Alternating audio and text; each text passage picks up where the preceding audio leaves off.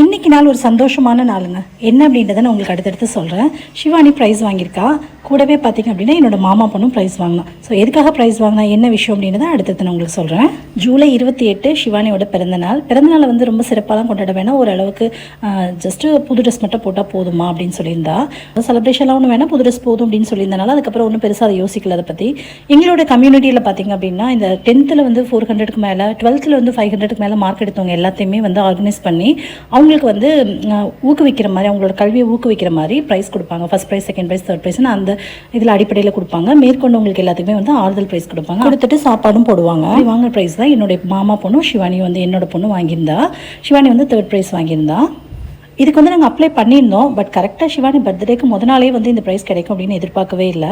ஆக்சுவலாக வந்து அந்த ப்ரைஸில் வந்து ஒரு ஷீல்டு, அதாவது இந்த கப் இருந்துச்சு. கப்பு முக்கியம் பிகரு அப்படின்னு சொல்கிற மாதிரிலாம் ஷிவானி என்னை படிக்கணும்னு சொல்லலை. பட் ஆவரேஜாக படிச்சுருந்தா அவள் எடுத்திருந்த மார்க்கை நீங்களே பாருங்கள். இந்த வீடியோலேயே ஷோ பண்ணியிருக்கேன். நம்ம ஷிவானி வாங்கின இந்த கிஃப்ட்டில் பார்த்தீங்க அப்படின்னா ஒரு ஃபைல் இருந்துச்சு. கூடவே வந்து இந்த சர்டிஃபிகேட் இருந்துச்சு. அதில் அவளோட மார்க்கு, அவளோட நேம் மென்ஷன் பண்ணியிருக்காங்க. ஸோ கூடவே பார்த்தீங்கன்னா ஒரு பார்க்கர் பென்னு, அதுக்கப்புறம் ஒரு லெட்டு, இது மாதிரி கொடுத்துருந்தாங்க. கூட வந்து 1500 பணம் கொடுத்துருந்தாங்க. கூட வந்து ரூல்டு நோட் ஒன்று, அன்ரூல்டு நோட் ஒன்று, 3/4 சைஸ் நோட் கொடுத்துருந்தாங்க. ஸோ இதெல்லாம் தான் அந்த கிஃப்ட்டு பேக்கில் இருந்துச்சு. கையில் வந்து ஷீல்டு கொடுத்துட்டு மேற்கொண்டு மித்தது எல்லாத்தையுமே கையில் கொடுத்துருந்தாங்க. இதுக்கப்புறம் பேக் அதோட போட்டு கொடுத்துருந்தாங்க.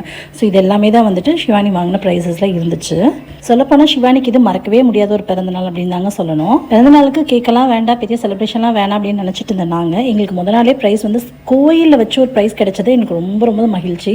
என் பிள்ளை வந்து ஒரு கோயிலில் நின்று போய் ஒரு கிஃப்ட் வாங்குறா அப்படின்னு நினைக்கும் போது ரொம்ப சந்தோஷமாக இருந்துச்சு. நானே வாங்கின மாதிரி ரொம்ப பெருமையாகவும் இருந்துச்சு. அடுத்த நாள் பார்த்தீங்க அப்படின்னா ஆடிப்புறம். ஷிவானி பிறந்தநாள் அன்றைக்கி வந்து ஆடிப்புறம்னு சொல்லி கோயிலுக்கு போனோம். எங்களோட கோயிலில் வந்து அன்றைக்கி ஆடிப்புறத்துக்காக சாமிக்கு வந்து வளகாப்பு போட்டு 7 வகையான சாப்பாடுலாம் போட்டு ரொம்ப சூப்பராக விசேஷமாக இருக்கும். அந்த கோயிலுக்கு போனோம். ஷிவானி பிறந்தநாள் அன்றைக்கி ரொம்பவே எமோஷ்னல் ஆகி அழுகிற ஒரு சுச்சுவேஷனில் இருந்தால். என்ன அப்படின்னு பார்த்தீங்கன்னா விக்னேஷ் இருக்காங்க, ஷிவானியோட அண்ணன். ஸோ அவன் வந்து பார்த்தீங்கன்னா ஊருக்கு போயிருந்தான். சரி ஃபோன் பண்ணி அண்ணன் விஷ் பண்ணுவான் ரொம்ப எதிர்பார்ப்போடு இருந்தா. கடைசி நிமிஷம் வரைக்கும் விஷ் பண்ணலை. கரெக்டாக பிறந்தநாள் முடிய போகிற 2 மணி நேரத்துக்கு முன்னாடி, அதாவது நைட்டு 10 மணிக்கு எனக்கு ஃபோன் பண்ணி அம்மா கிட்ட கொடுன்னு சொன்னால் அவளுக்கு ஒரே மாதிரி ஒரு மாதிரி ஆயிடுச்சு. ரொம்ப அழுகிற மாதிரி ஆகிட்டா. அண்ணன் விஷ் பண்ணுறது மட்டும் மனசில் வச்சுருக்கா. ஃபுல்லாக என்கிட்ட சொல்லவே இல்லை. திடீர்னு அவன் கொண்டு வந்து பிளாக் ஃபாரஸ்ட் கேக்கில் ஒரு மெழுகுவர்த்தி ஏற்றி ஹாப்பி பர்த்டேன்னு சொன்னாட்டி அப்படியே ஷாக் ஆகி ரொம்ப ஸ்டன் ஆகிட்டா.